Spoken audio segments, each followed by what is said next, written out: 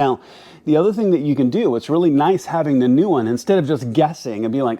maybe there's a tab here, or maybe it's here, you can hold up the new one and go, okay, so there's a tab here, hold up the new one, the next tab is here, and you can know exactly where it is. You can also look at the new one. Like I said, I've got an exposed tab right here, and it's got this little locking tab that needs to be pressed downward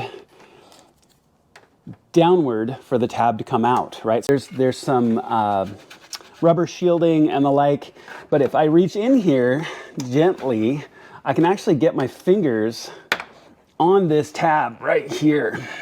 and I can actually feel that little locking tab. The other tool that I found very, very useful is this very, very narrow plastic trim tool, because I'll reach back behind, I'll find the little locking tab, so that's right where my opening is, and then I will just very carefully slide this in, just like that, and you should have heard that pop. As you can see, it popped it out really, really nicely.